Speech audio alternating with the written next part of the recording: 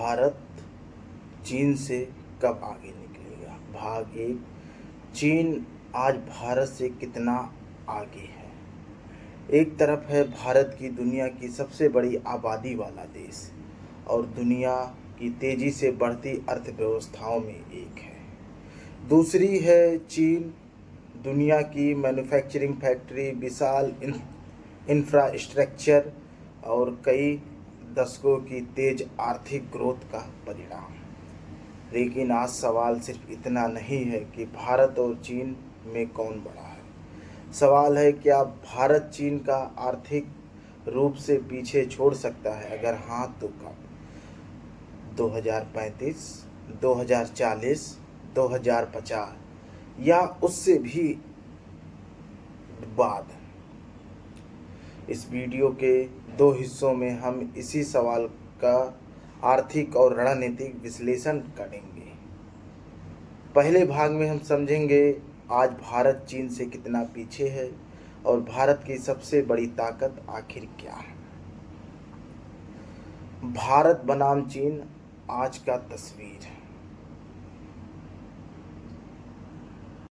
भारत और चीन की तुलना करते समय सबसे पहली गलती होती है सिर्फ जीडीपी देखकर निष्कर्ष निकाल देना, क्योंकि किसी देश की इकोनॉमी पावर समझने के लिए हमें कई चीज़ें देखनी पड़ती है। कुल जीडीपी, प्रति व्यक्ति आय, जनसंख्या, purchasing power, manufacturing, export, infrastructure, technology, human capital. आज चीन की कुल अर्थव्यवस्था भारत से काफ़ी बड़ी है, लेकिन दूसरी तरफ भारत की इकोनॉमिक्स ग्रोथ रेट कई वर्षों से चीन से तेज रही है। आईएमएफ के अप्रैल 2026 वर्ल्ड इकोनॉमी आउटलुक के अनुसार 2026 में भारत की वास्तविक जीडीपी ग्रोथ लगभग 7.6% और चीन की लगभग 5% रहने के का अनुसार है। यानी भारत तेज़ी से बढ़ रहा है, लेकिन चीन अभी भी काफ़ी बड़ा है। यही इस पर पूरी कहानी सबसे महत्वपूर्ण पॉइंट है।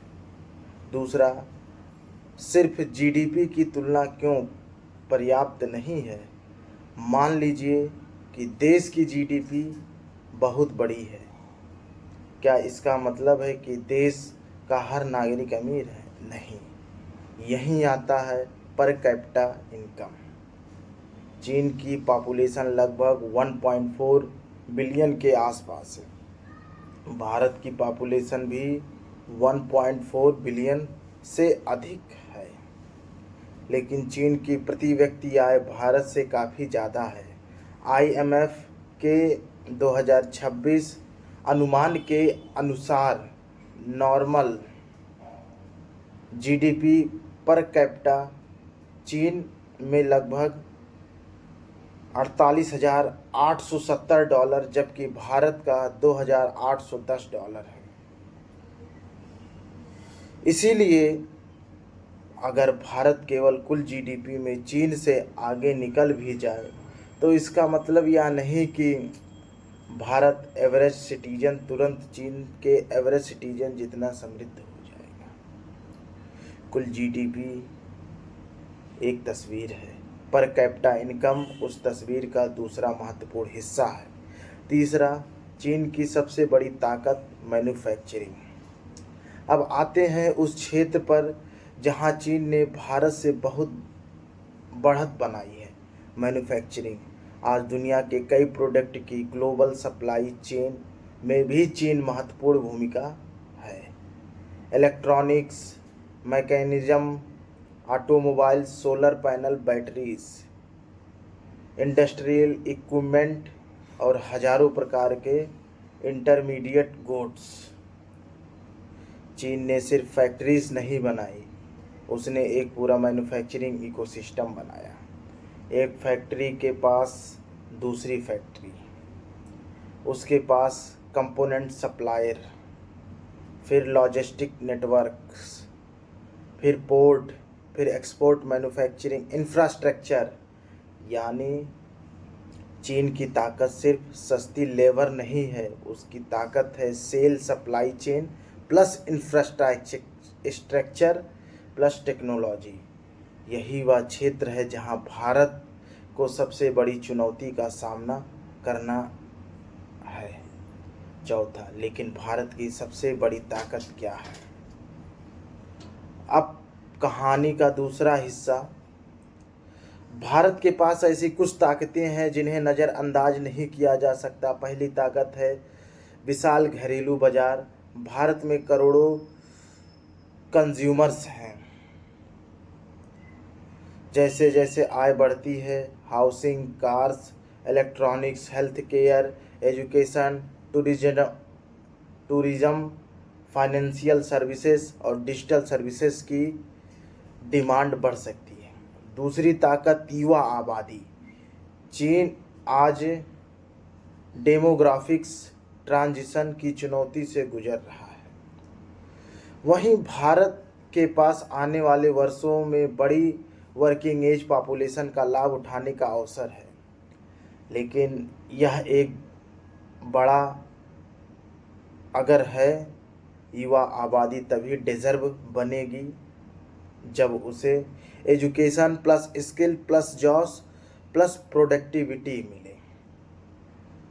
वरना डेमोग्राफी बर्न भी बन सकता है। डिजिटल इंडिया भारत की नई ताकत। भारत की एक बड़ी ताकत है डिजिटल पब्लिक इंफ्रास्ट्रक्चर। यूपीआई जैसे डिजिटल पेमेंट सिस्टम्स ने भारत की डिजिटल इकोनॉमी को एक अलग पहचान दी है। लेकिन भारत की डिजिटल सफलता का अगला चरण सिर्फ पेमेंट से नहीं होना चाहिए। भारत को AI, semiconductors, electronics, biotechnology, space technology, advance manufacturing और डीप टेक में भी अपनी क्षमता बढ़ानी होगी, क्योंकि 21वीं सदी की इकोनॉमी कम्पिटिटिव केवल फैक्ट्रीज की कम्पिटिटिव नहीं होना, यह technology plus talent plus capital plus innovation की कंपटीशन है। छठवां, भारत की सबसे बड़ी कमजोरी। लेकिन आज भारत को चीन से आगे निकलना है तो कुछ कठिन सवालों का सामना करना होगा। क्या भारत पर्याप्त हाई क्वालिटी जॉब्स पैदा कर रहा है? क्या हमारी एजुकेशन सिस्टम फ्यूचर इकोनॉमी के लिए पर्याप्त स्किल्ड वर्क्स तैयार कर रही है? क्या मैन्युफैक्चरिंग हमारी पॉपुलेशन के बड़े हिस्से को रोज़गार दे सकती है? क्या इंफ्रास्ट्रक्चर और लॉजिस्टिक्स की लागत ग्लोबल कंपटीटर्स के बराबर हो सकती है? और सबसे महत्वपूर्ण, क्या भारत लंबे समय तक हाई प्रोडक्टिविटी ग्रोथ बनाए रख सकता है? यही वो सवाल हैं जिसके जवाब तय करेंगे कि भारत चीन को कब चुनौती दे रहा है। भाग 7, सबसे बड़ा सवाल, भारत कब आगे निकलेगा? तो क्या भारत चीन को पीछे छोड़ सकता है? हाँ, संभावना है, लेकिन कोई निश्चित तारीख आज ईमानदारी से नहीं बताई जा सकती, क्योंकि यह निर्भर होगा भारत की ग्रोथ रेट पर, चीन की ग्रोथ रेट पर, एक्सचेंज रेट्स पर, प्रोडक्टिविटी पर, पॉपुलेशन ट्रेंड्स पर, टेक्नोलॉजी पर और पॉलिसी रिफॉर्म्स पर। और यहीं से हमारी कहानी का सबसे महत्वपूर्ण हिस्सा शुरू होता है। भारत को चीन से आगे निकलने के लिए आखिर क्या करना होगा? क्या भारत 2035 तक यह कर सकता है या 2040 में तस्वीर बदलेगी? और अगर भारत को चीन से आगे निकलना है तो उसे कौन सी 5 बड़ी इकोनॉमिक्स रेगुलेशंस करनी होगी? तो जानेंगे भाग 2 में। चीन को कैसे पीछे छोड़ सकता है? Manufacturing, job, education, technology, infrastructure, क्योंकि चीन को पीछे छोड़ने की शुरुआत जीडीपी से नहीं, प्रोडक्टिविटी से होगी। भाग 2।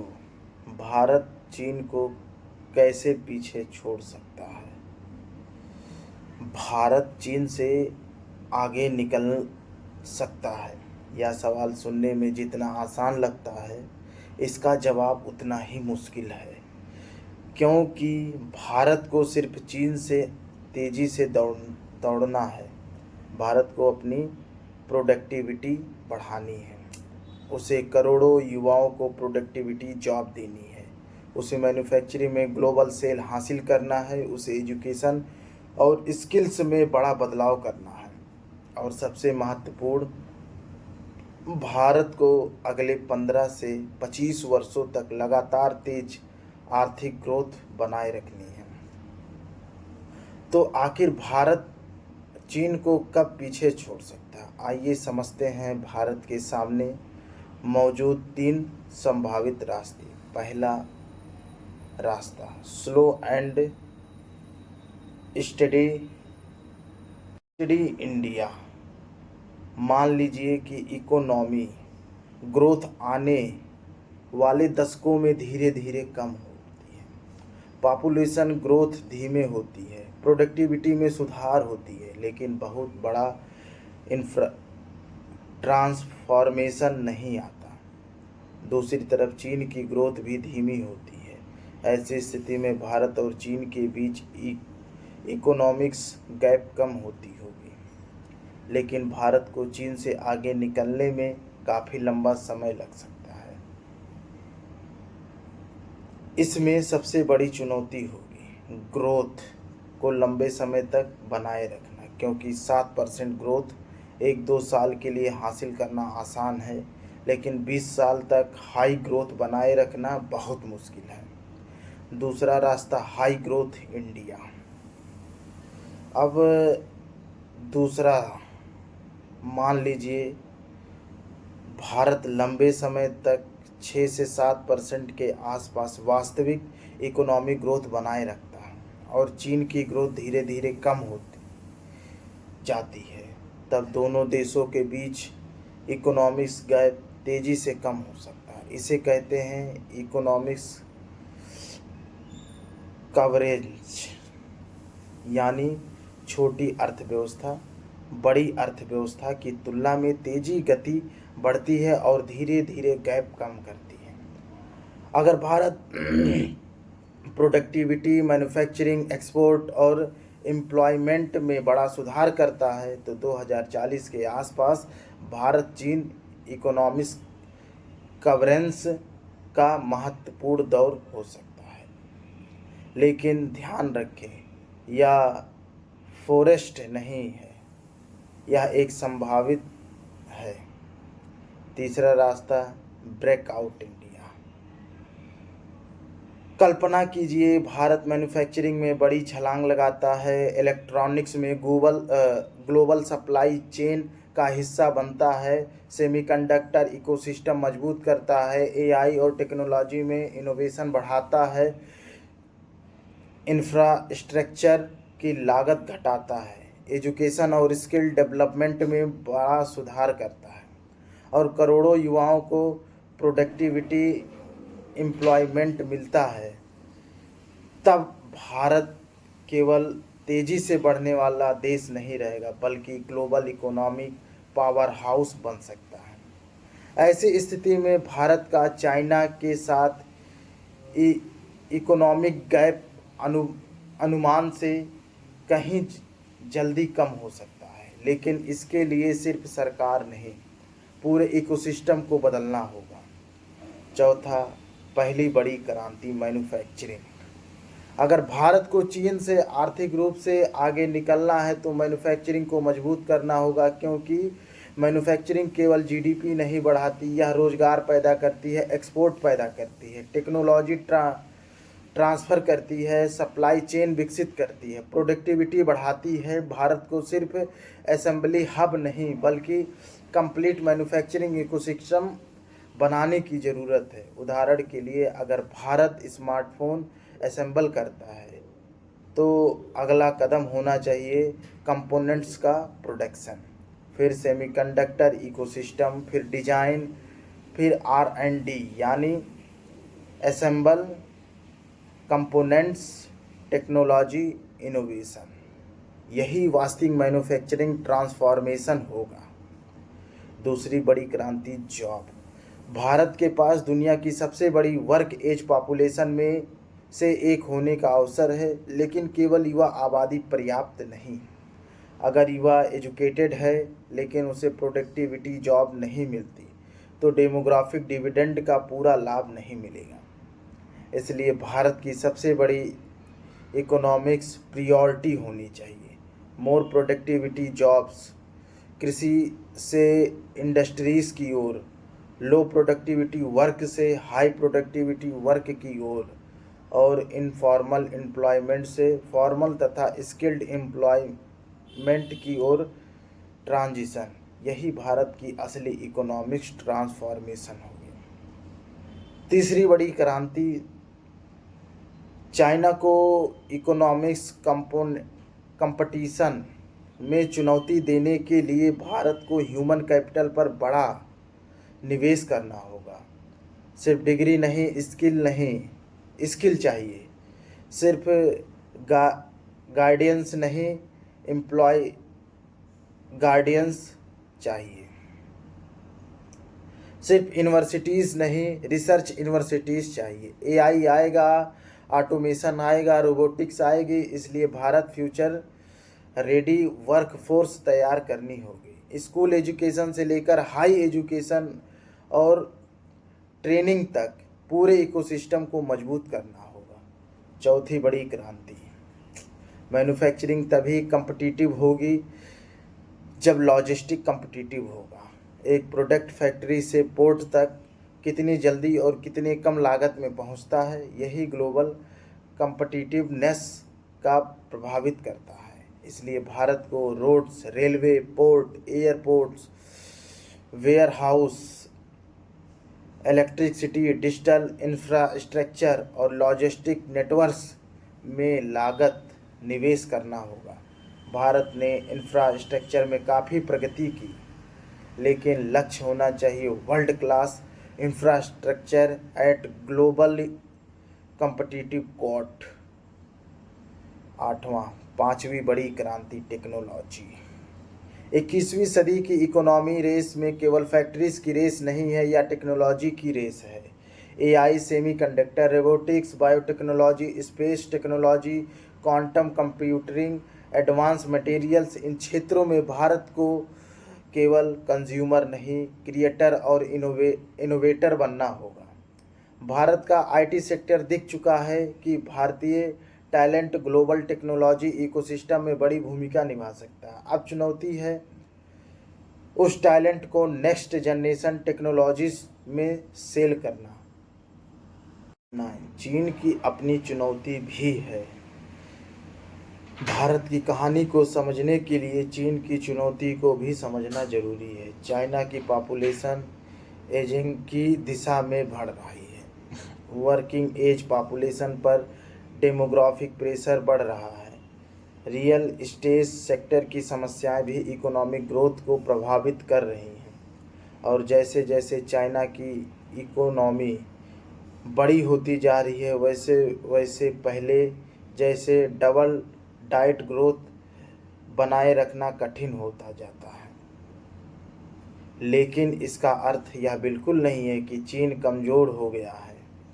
चीन के पास अभी भी विशाल manufacturing base, advance infrastructure, technology capital, global trend network और बड़ी इकोनॉमी सेल है। इसलिए भारत को चीन के कमज़ोर होने का इंतज़ार नहीं करना चाहिए।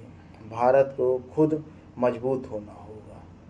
तो 10वां, तो आखिर भारत चीन से कब आगे निकलेगा?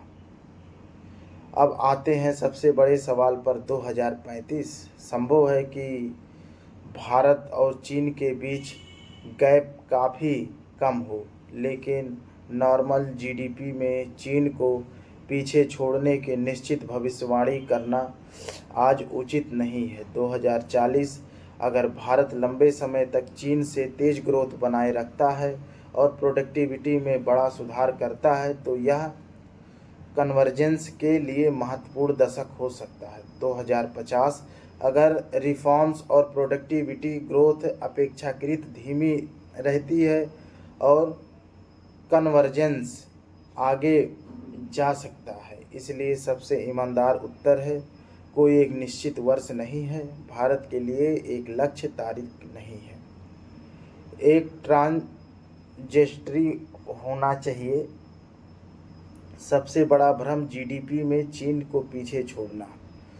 मान लीजिए एक दिन भारत की कुल जीडीपी चीन से बड़ी हो जाती है, क्या भारत जीत गया? पूरी तरह नहीं, क्योंकि असली सवाल होगा, क्या भारतीयों के प्रति व्यक्ति आय बढ़ी? क्या अच्छे जॉब बढ़े? क्या एजुकेशन बेहतर हुई? क्या हेल्थ केयर बेहतर हुए? क्या इंफ्रास्ट्रक्चर बेहतर हुआ? क्या प्रोडक्टिविटी बढ़ी? क्या इनोवेशन बढ़ा? अगर इन सवालों का जवाब हाँ है, तभी इकोनॉमिक सक्सेस मीनिंगफुल होगी। इसलिए भारत का लक्ष्य होना चाहिए चाइना को पीछे छोड़ना, नहीं इंडिया को आगे बढ़ाना। तो भारत के पास चीन को आर्थिक रूप से चुनौती देने की क्षमता है। भारत के पास बड़ा मार्केट है, युवा वर्कफोर्स का अवसर है, टैलेंट है, डिजिटल इंफ्रास्ट्रक्चर है, तेज़ी से बढ़ती इकोनॉमी है और ग्लोबल के लिए एक बड़ा अल्टरनेटिव बनने की संभावना है। लेकिन चुनौती भी उतनी बड़ी है। भारत को एजुकेशन सुधार करना होगा, जॉब्स बढ़ानी होगी, मैन्युफैक्चरिंग स्केल्स करनी होगी, इंफ्रास्ट्रक्चर बहुत मजबूत करना होगा, टेक्नोलॉजी में इनोवेशन बढ़ाना होगा और सबसे महत्वपूर्ण हाई प्रोडक्टिविटी ग्रोथ को लंबे समय तक बनाए रखना होगा। अगर भारत यह कर पाया तो 2040 और उसके बाद का दौर भारत के लिए आर्थिक कन्वर्जेंस का निर्णायक और बन सकता है। लेकिन यह आपने अभी नहीं होगा। इसके लिए सरकार, उद्योग, शिक्षण संस्थान, साइंटिस्ट और सैकड़ों भारतीयों सभी को योगदान देना होगा। भारतीय युवा, किसान, वैज्ञानिक, फैक्ट्रीज, इंडिया, भारत और चीन की कहानी केवल दोनों देशों की जीडीपी की कहानी नहीं है, या सिविलाइजेशंस की इकोनॉमी ट्रांसफॉर्मेशन की कहानी है। चीन ने पिछले कुछ दशकों में दुनिया को दिखाया कि इंफ्रास्ट्रक्चर, मैन्युफैक्चरिंग और एक्सपोर्ट के दम पर एक देश कितनी तेज़ी से बदल सकता है। जब भारत के सामने अपना रास्ता बनाने का अवसर है, भारत को चीन से नकल नहीं करनी, भारत को अपनी ताकत पहचाननी है, अपनी वीकनेस दूर करनी है और सबसे बड़ी ताकत अपने लोगों की क्षमता, इकोनॉमिक पावर में बदलना है। इसलिए असली सवाल यह नहीं है भारत चीन से कब आगे निकलेगा, असली सवाल है 20 वर्षों में खुद को कितना बदल पाएगा। क्या अगर भारत अपनी पूरी क्षमता का इस्तेमाल कर पाया तो आने वाले सदी में दुनिया की इकोनॉमी स्टोरी में भारत की भूमिका केवल एक बड़े बाजार की नहीं बल्कि एक महाशक्ति हो सकती है। जय हिंद, जय भारत।